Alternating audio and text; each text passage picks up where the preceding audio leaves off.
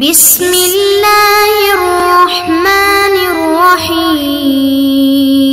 السلام علیکم معزز طلباء کرام، آپ سب کیسے ہیں؟ آج ہم موطا امام محمد کے سبق نمبر 350 کو پڑھیں گے۔ آج کے ہمارے سبق کا عنوان ہے رہن کا باب۔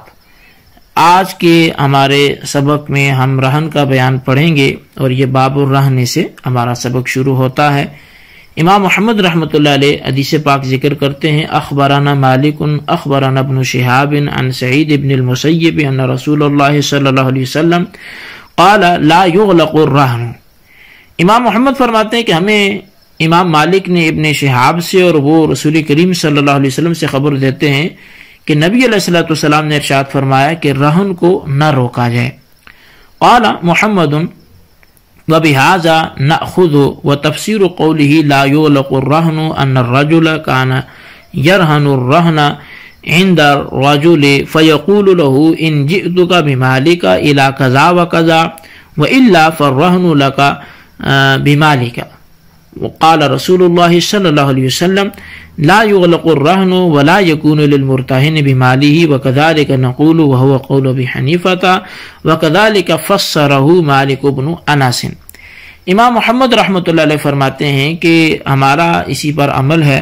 اور لا یغلق الرہن کا معنی یہ ہے کہ ایک شخص کسی دوسرے کے پاس رہن رکھتا اور کہتا ہے کہ اگر میں تیرا مال تجھے دینے کے لیے آؤں تو بہتر ہے، ورنہ تیرے مال کے بدلے میں یہ رہن تیرا ہو گیا۔ تو نبی علیہ السلام نے رہن کو روکنے سے منع فرما دیا، اور مرتہن کے مال کے بدلے میں رہن اس کا نہیں ہو جائے گا۔ ہم بھی یہی کہتے ہیں کہ امام اعظم امام ابو حنیفہ کا بھی یہی قول ہے، اور امام مالک بن انس نے اس کی تفسیر بھی یہی کی ہے۔ تو بہرحال اب رہن کیسے کہتے کیسے ہیں اور اس کے جواز کی دلیل کیا ہے، اور نبی علیہ السلام کو جو ارشاد ہے لا یغلق الرہن، اس سے کیا ثابت ہوتا ہے، تو ان تینوں چیزوں پر ہم گفتگو کرتے ہیں۔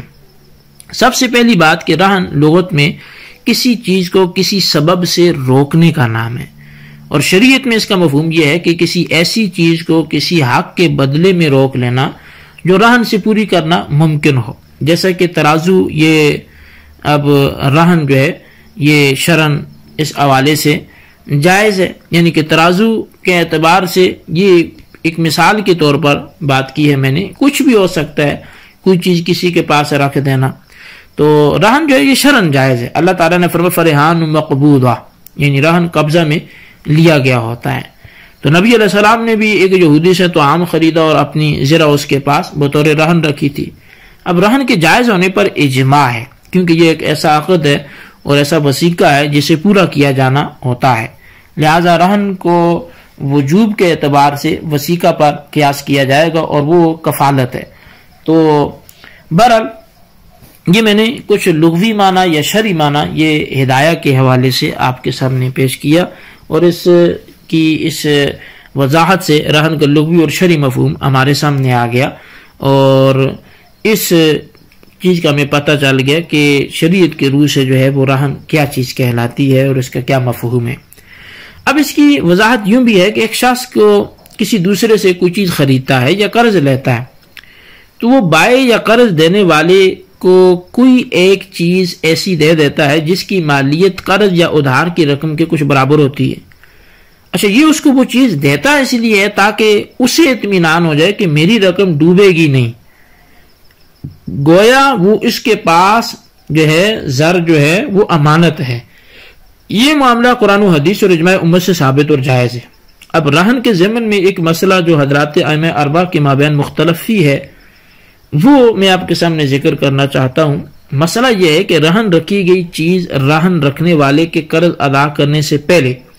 جس کے پاس وہ چیز بطور رہن رکھی گئی ہے، اس کی حیثیت کیا ہے؟ کیا وہ ضمانت ہے یا امانت ہے؟ اس کی وصولی سے قبل علاقت میں کیا ہوگا؟ تو اب اس حوالے سے علماء کا رہن رکھی گئی چیز کے بارے میں اختلاف ہے کہ کیا وہ مضمونہ ہے یا نہیں ہے۔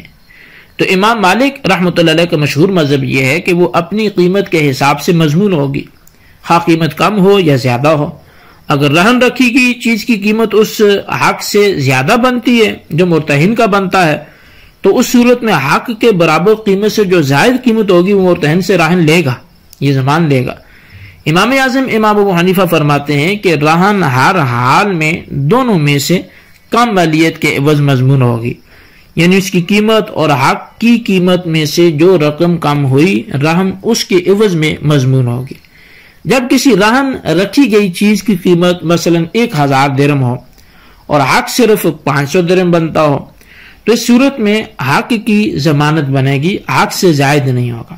اور اس کا ضائع کرنا راہن کے ضمان سے ہوگا۔ اور اگر راہن کی قیمت 500 درہم ہو اور حق 1000 درہم ہو تو اس صورت میں راہن کی قیمت ضمانت ہوگی، اور اس قدر جو رقم ہے وہ راہن کے قرض سے ساقط ہو جائے گی، اور بقیہ رقم یہ مرتہن سے وصول کرے گا۔ امام شافعی اور امام احمد کہتے ہیں کہ راہن مرتہن کے پاس دیگر جو ہے امانتوں کی طرح ایک امانت ہوتی ہے، صرف تقدس کی صورت میں وہ اس کی چٹی بھرے گا۔ اور قاضی شریح، حسن اور امام شعبی وہ یہ کہتے ہیں کہ راہن مکمل حق کے بدلے میں چٹی ہوگی، حتیٰ کہ اگر راہن کی قیمت 1 درہم ہو اور حق 10,000 ہو، پھر راہن مرتہن کے پاس ضائع ہو جائے تو پورا حق جو اس کا جو ہے وہ ساقط ہو جائے گا۔ تو بہرحال اب اس ساری گفتگو سے یہ بات تو واضح ہوئی کہ ہمیں اربا کے مابین مرہونہ چیز کے ضائع ہونے یا نہ ہونے کے بارے میں اختلاف ہے۔ رہن رکھی گئی چیز امانت کے حکم میں ہے یا نہیں؟ اگر امانت کے حکم میں تسلیم کیا جائے تو دیگر امانات کی طرح اگر امین کے اپنے فعل عمد سے اس کا ضیاع ہوتا ہے تو پھر ظاہر اسے نقصان پورا کرنا پڑے گا، اور اگر خود بخود وہ ضائع ہو جاتی ہے تو امین سے کوئی مطالبہ نہیں ہے، کیونکہ امانت میں یہی حکم ہوتا ہے۔ اب یہ مذہب امام شافعی اور امام احمد کا ہے، رہن رکھی گئی چیز کا ضیاع ہر صورت میں مرتہن سے پورا کیا جائے گا، اور وہ اس کے پاس بطور امانت نہیں بلکہ مضمونہ ہے، لیکن اس بارے میں بھی ائمہ باہم مختلف ہیں۔ لہذا امام اعظم امام ابو حنیفہ کا مذہب یہ ہے کہ شے مرہونہ اور قرض میں سے جو کم قیمت ہو، شے مرہونہ اس کا بدلہ بنے گی۔ مثلا قرض 1000 روپیہ تھا اور مرہونہ چیز کی قیمت 500 روپیہ ہے، اب 500 روپیہ گویا قرض خواہ کو مل گئے جو اس چیز اس کے پاس ہے، اور بقیہ 500 کا وہ مقروض ہو گیا اور مقروض سے وہ مطالبہ کرے گا۔ اگر دونوں برابر کی قیمت کے ہوں تو لیا دیا برابر ہو جائے گا، اور اگر مرہونہ چیز زیادہ قیمتی ہے تو اس کی زائد رقم جو ہے وہ قرض خواہ واپس کرے گا۔ امام مالک رحمۃ اللہ علیہ شے مرہونہ کو مضمونہ تو مانتے ہیں، لیکن دونوں میں سے کم قیمت نہیں، بلکہ اگر مرہونہ چیز کی قیمت قرض سے زیادہ ہوئی تو قرض کے برابر قرض خواہ کو حکماً وہ مل گئی، زائد سے واپس جو ہے وہ مقروض کو دینا پڑے گی۔ اور اگر قرضہ سے کم قیمت والی ہے تو جس قدر قیمت کم ہے اتنی رقم راہن مرتہن کو دے گا۔ اچھا، تیسرا مسئلہ یہ ہے کہ مرہونہ چیز اور قرض دونوں برابر ہیں۔ مرہونہ شے کے ہلاک ہو جانے کی صورت میں نہ راہن مرتہن سے اور نہ مرتہن راہن سے کچھ لے گا، بلکہ حکماً دونوں بری ذمہ ہو گئے۔ یہ مسئلہ قاضی شریح کا، حسن بصری کا، شعبی رضی اللہ تعالیٰ عنہ کا ہے۔ تو بہرحال اب اس حوالے سے اگر مزید جو ہے وہ گفتگو کی جائے تو یہ گفتگو بڑی طویل تر ہوتی جائے گی، اور رہن کے حوالے سے اب مختلف طرح کے جو اقوال آپ کے سامنے بیان کیے گئے، اس میں بہت زیادہ تفصیل جو ہے وہ فقہا کے درمیان ہے، اور بہت زیادہ جو تفصیل ہے اس میں جو ہے بہت زیادہ اقوال بھی ہیں، ہر ایک کے دلائل بھی ہیں، اور مسئلے کے حناف کی جانب سے پھر ان کا رد بھی ہے۔ تو اب امام اعظم امام ابو حنیفہ رضی اللہ تعالیٰ عنہ کی طرف سے جو امام شافعی رحمۃ اللہ علیہ کے خلاف جو ہے وہ احادیث اور آثار وہ حجت اور دلائل کے طور پہ ہیں، تو وہ بھی بہت زیادہ ہیں۔ اگرچہ امام مالک رضی اللہ تعالیٰ عنہ بھی رہن کو امانت تسلیم کرتے ہیں، لیکن رہن جب قرض سے زیادہ قیمتی ہو تو اس صورت میں زیادتی کو امام مالک مضمون کہتے ہیں۔ امام مالک کے اس مسئلے کے خلاف بھی یہی جو ہے وہ احادیث اور آثار حجت ہیں جو امام طحاوی رحمۃ اللہ علیہ نے اس پر جو ہے وہ ذکر کی ہیں، یا دیگر کتب فقہ میں بھی کہیں نہ کہیں یہ مسائل تفصیل سے دلائل سے بیان کیے گئے ہوتے ہیں۔ تو بہرحال اب ان کی تفصیل اگر یہاں پہ کی جائے تو وہ بہت زیادہ طویل ہو جائے گی، بہت زیادہ آثار اور حدیثیں اس پر موجود ہیں۔ تو خلاصہ کلام یہی ہے کہ مرہونہ چیز مرتہن کے پاس امانت کے حکم میں نہیں، جیسا کہ امام شافعی کا مسلک ہے، بلکہ وہ مضمونہ ہے، یعنی اس کا ضمان لیا جائے گا۔ یہ مسلک امام اعظم، امام ابو حنیفہ کا اور امام مالک رضی اللہ تعالیٰ عنہ کا ہے۔ تو معلوم جو ہوا کہ امام اعظم کا مسلک جو ہے وہ مضمونہ ہونے کا ہے، وہ امانت ہونے کا نہیں ہے۔ تو اب اگر اس سے کوئی چیز وہ ہلاک ہو جاتی ہے، جو اس نے رہن اس کے پاس رکھا تھا، اس نے امانت اس کے پاس، امام شافعی کے ہاں جو امانت ہے، جبکہ امام مالک اور امام اعظم کے ہاں وہ امانت نہیں بلکہ وہ مضمونہ ہے، اور اسے پورا اس کا توان لیا جائے گا۔ مضمونہ اور امانت میں فرق یہ ہے کہ امانت میں جب جان بوجھ کر ضائع کرے گا تو توان ہوگا، لیکن غلطی سے ضائع ہوگی تو توان نہیں ہوگا، جبکہ مضمونہ کا مطلب یہ ہے کہ ہر صورت میں اسے توان لیا جائے گا، اس کی ذمہ داری ہے اس کی حفاظت کرے۔ رہن میں ایک مسئلہ جو ہے وہ اور قابل غور ہے اور وہ قابل توجہ ہے، بس میں وہ مسئلہ کر کے پھر بات ختم کرتا ہوں۔ وہ مسئلہ یہ ہے کہ ہمارے ہاں